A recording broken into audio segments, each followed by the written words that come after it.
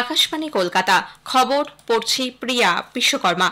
পরীক্ষা শেষ হওয়ার ৬৯ দিনের মাথায় আজ রাজ্যের এবছরের উচ্চ মাধ্যমিকের ফলাফল প্রকাশিত হয়েছে। পাশের হার প্রায় ৯০%। রাজ্য উচ্চ মাধ্যমিক শিক্ষা সংসদের সভাপতি চিরঞ্জীব ভট্টাচার্য পরীক্ষার ফলাফল ঘোষণা করে বলেন, পাশের হারের দিক দিয়ে প্রথম হয়েছে পূর্ব মেদিনীপুর জেলা, দ্বিতীয় দক্ষিণ চব্বিশ পরগনা এবং তৃতীয় স্থানে রয়েছে পশ্চিম মেদিনীপুর জেলা। প্রথম হয়েছেন আলিপুরদুয়ারের ম্যাক উইলিয়াম হাই স্কুলের ছাত্র অভিক দাস, তার প্রাপ্ত নম্বর 496। তিনি পেয়েছেন 99.2% নম্বর। 495 নম্বর পেয়ে দ্বিতীয় হয়েছেন নরেন্দ্রপুর রামকৃষ্ণ মিশনের ছাত্র সৌম্যদীপ সাহা। তৃতীয় হয়েছেন মালদার রামকৃষ্ণ মিশন বিবেকানন্দ বিদ্যা মন্দিরের ছাত্র অভিষেক গুপ্ত, তার প্রাপ্ত নম্বর 494। প্রথম 10-এর মধ্যে রয়েছেন 58 জন পরীক্ষার্থী।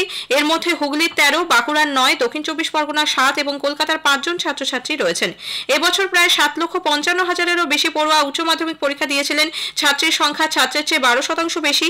আজ বেলা 3টে থেকে পূর্ব নির্ধারিত ওয়েবসাইটে এই ফলাফল জানা যাচ্ছে। শুক্রবার পরীক্ষার্থীরা মার্কশিট হাতে পাবেন। অন্য জায়গায় ভর্তির সুবিধায় পরীক্ষার্থীদের খাতা দ্রুত স্ক্রুটিনি ও রিভিউয়ের জন্য উচ্চ মাধ্যমিক শিক্ষা সংসদ এই প্রথম তৎকাল সার্ভিস চালু করেছে। চলতি বছরের উচ্চ মাধ্যমিক পরীক্ষার জন্য যারা রিভিউ বা স্ক্রুটিনি করাতে চান, আগামী শুক্রবার থেকে সোমবার রাত 12টা পর্যন্ত নির্দিষ্ট ফিজের তুলনায় বেশি ফিজ দিয়ে এই ব্যবস্থায় আবেদন করলে 7 দিনের মধ্যে সংশোধিত শংসাপত্র দেওয়া হবে বলে সংসদের সভাপতি চিরঞ্জীব ভট্টাচার্য আজ জানিয়েছেন। তিনি আরও বলেন, স্কুল ড্রপের ইস্যুটা এটা মানে সব জায়গাতেই কম বেশি থাকে, যার জন্য যত রেজিস্ট্রেশন হয়, যে সংখ্যায় আমরা রেজিস্ট্রেশন হয় সেই সংখ্যায় কিন্তু আলটিমেটলি এনরোলমেন্টটা হয় না। এবং এনরোলমেন্টও যা হয়, আমাদের এবার এনরোলমেন্ট ছিল 7,64,000, সেখানে এপিআই করেছে 7,55,324। এখানে আমরা অ্যাপ্রক্সিমেটলি 9,000 মতো ড্রপ হয়েছে। আর যদি টোটাল রেজিস্ট্রেশন ডেটার দিক থেকে দেখা হয় তো সেখানেও আরো বেশ কিছুটা ড্রপ পেতে পারে। যত ছাত্র মাধ্যমিক পাস করে উচ্চ মাধ্যমিকে ভর্তি হয়, কিন্তু তত ছাত্র কিন্তু উচ্চ মাধ্যমিক পরীক্ষায় বসে না। এর কারণটা ডিটেইল একটা তার সামাজিক প্রেক্ষাপটগুলো, তার সোশ্যাল দিকগুলো, তার ডিটেইল একটা আমাদের অ্যানালিসিস করে দেখতে হবে।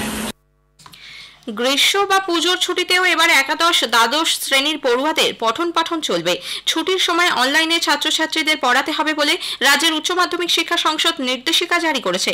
তবে শুধুমাত্র উচ্চ মাধ্যমিক স্তরের ক্ষেত্রেই এই বিশেষ ক্লাস চলবে।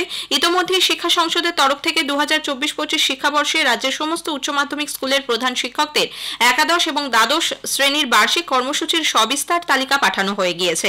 সেখানে টিচিং লার্নিং এর উপর বেশি জোর দেওয়া হয়েছে। তাই স্কুলে ছুটি চলাকালীন দ্বাদশ শ্রেণীর শিক্ষার্থীদের অনলাইন ক্লাস নিতে হবে বলে স্পষ্ট উল্লেখ করা হয়েছে। এই প্রসঙ্গে উচ্চ মাধ্যমিক শিক্ষা সংসদের সভাপতি চিরঞ্জীব ভট্টাচার্য জানিয়েছেন, মাধ্যমিকের তুলনায় উচ্চ মাধ্যমিকের পাঠ্যক্রমের বিষয় সংখ্যা অনেক বেশি। সেমিস্টার পদ্ধতিতে প্রথম পরীক্ষা হবে সেপ্টেম্বর মাসে। সময়ের মধ্যে পাঠ্যক্রম শেষ না হলে ছাত্রছাত্রীরা পরীক্ষা প্রস্তুতিতে অসুবিধায় পড়বে। লোকসভা নির্বাচনের বাকি দফাগুলির জন্য জোরদার প্রচারাভিযান চলেছে। বিভিন্ন দলের রাজনৈতিক শীর্ষ নেতৃত্ব মিটিং, মিছিল, রোড শোতে অংশ নিচ্ছেন।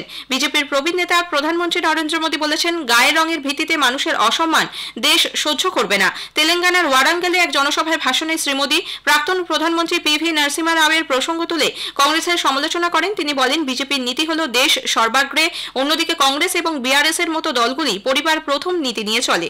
প্রধানমন্ত্রী বিরোধী ইন্ডি জোটকে দুর্নীতিগ্রস্তদের জোট বলে কটাক্ষও করেন। इस बार तो इंडी अलायंस 5 साल 5 पीएम का फॉर्मूला लेकर आई है। आप कल्पना करिए, इन्हें सत्ता मिली तो ये देश का क्या हाल करेंगे। हर वर्ष एक नया पीएम, दूसरे साल दूसरा पीएम, ये देश का भला कर सकते हैं क्या? তৃণমূল কংগ্রেস নেত্রী মুখ্যমন্ত্রী মমতা ব্যানার্জি আজ আরামবাগ ও হুগলিতে দলীয় প্রার্থীদের সমর্থনে জনসভা করছেন। আরামবাগের সভায় তিনি রাজ্যে অশান্তি ছড়ানোর জন্য বিজেপি চেষ্টা করছে বলে অভিযোগ করেন। কালীপুর মাঠে সভার আয়োজন করা হয়। তৃণমূল নেত্রী বলেন, সন্দেশখালীতে টাকার খেলা হয়েছে, ভোটের মাধ্যমে মানুষকে এর জবাব দেওয়ার আহ্বান জানান তিনি। এটা দিল্লির ইলেকশন, দিল্লির ইলেকশনে দিল্লিকে বদলাতে হবে, দিল্লিকে পাল্টাতে হবে। বাংলা সরকারের সাথে যেন নরেন্দ্র মোদীরা তুলনা করবার চেষ্টা না করে, শুধু মিথ্যে কথা বলে। বহরমপুর লোকসভা কেন্দ্রে তৃণমূল কংগ্রেসের প্রার্থী সমর্থনে আজ বহরমপুরে রোড শো করছেন তৃণমূল সাংসদ অভিষেক ব্যানার্জি। কংগ্রেস নেত্রী প্রিয়াঙ্কা গান্ধী ভাড্রা আজ রায়বেরিলি আসনে জনসভায় ভাষণ দেন।